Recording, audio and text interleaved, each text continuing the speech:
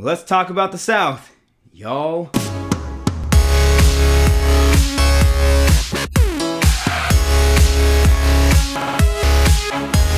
So the South was broken into two major divisions. You had the Upper South, which was Maryland, Virginia, Tennessee, and North Carolina. The Deep South consisted of Georgia, South Carolina, Alabama, Louisiana, Florida, Arkansas, and Texas, and Mississippi. The South was predominantly agricultural. The weather was hot and humid, and the ground was really good for growing large amounts of cash crop. Mississippi. The three main types of farmers were, number one, a yeoman farmer.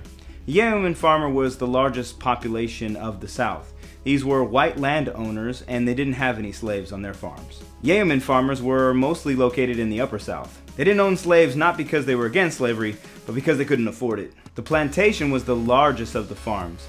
These were all in the Deep South, and they were huge lots of land with lots of different workers, and these ones had the vast majority of the slave population. Lastly, we have the tenant farmer.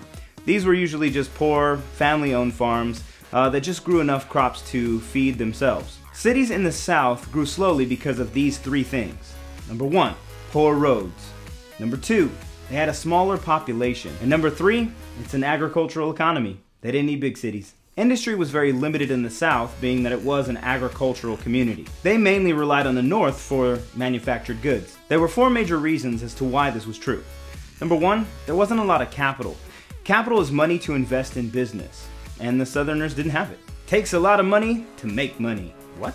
They felt that they didn't need industry because they were making plenty of money off of these cash crops. Being that they were mainly farmers, they didn't have much of a need for manufactured goods. And lastly, they were flat out happy with the lifestyle they were living. Wasn't that good a lifestyle if you ask me. The Deep South was known for growing cotton, sugarcane, and rice, but mainly cotton. The Upper South was known for growing hemp, wheat, tobacco, and vegetables. Cotton is king. This was a statement that the Southerners would throw around, for good reason. Cotton was in abundance. Cotton became the most important crop in the South. This was partly due to the invention of the cotton gin in 1793 by Eli Whitney. The cotton gin was a compact machine that removed the small sticky seed from the cotton fibers of the cotton. Before that, the seed had to be removed by hand, and this took a lot of manpower and a lot of hours. The cotton gin revolutionized the cotton industry. Because of the boom in cotton, the economy of the South heavily relied upon it. It also led to a search for more land.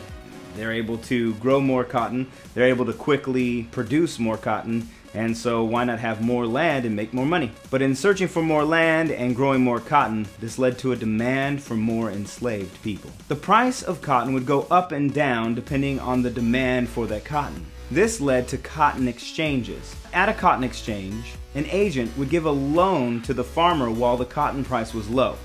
They would hold on to that cotton until the price of cotton went up. Then they would sell it and pay back their loan. This is a risky move because what if the price of cotton doesn't go up?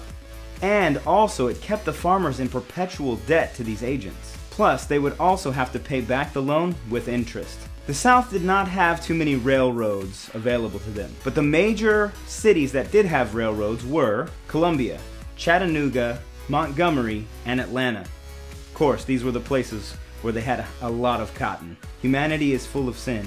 All throughout history since the fall, this has been abundantly clear. Slavery is and always has been a stain on the history of the United States of America, and the ramifications of this sin is still felt today.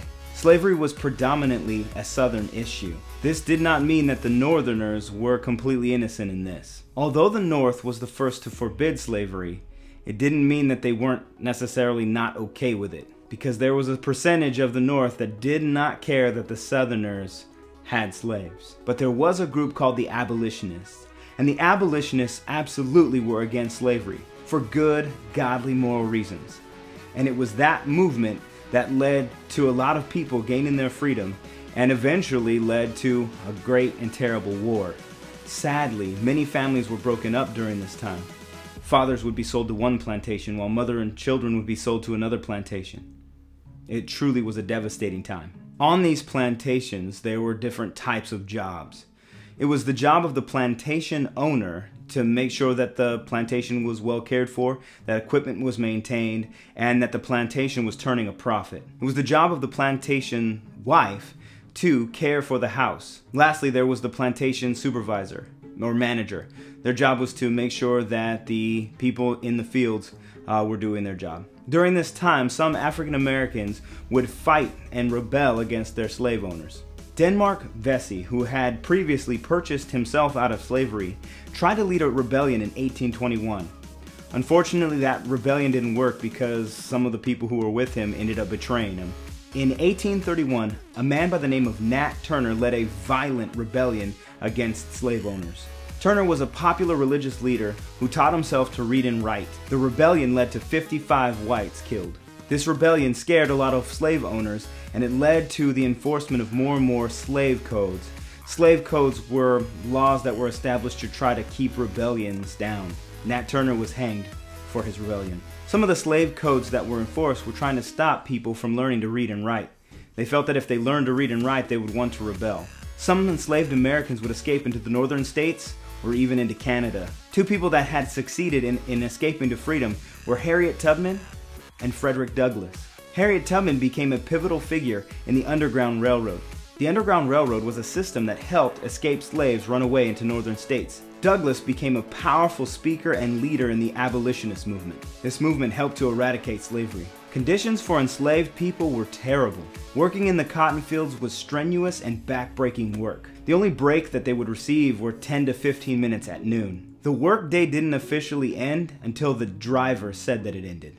The driver was the person in charge of making sure the work got done. These people were often cruel and would use terrible, torturous, cruel punishments for those they deemed weren't doing their job. Even though these people had to deal with some of the harshest circumstances known to humanity, they clung to their religious faith in Jesus Christ. There is encouragement in the Christian faith to know that life here on this earth is but a vapor, and the life that God has for us to come is infinitely better than any circumstance that we see on this planet. They continue to sing songs, they continue to learn how to read and write, they continue to have religious ceremonies, and they continued a deep, intimate connection with God their Father.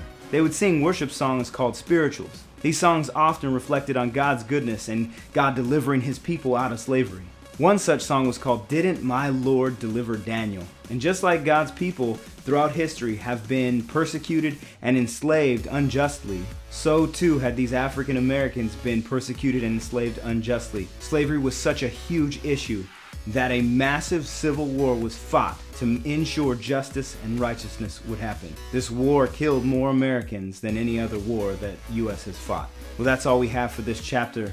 I hope that you've learned a lot, and I hope that we can grow as we look at the U.S. history and both the good and the bad, so that we don't make the same mistakes as the past.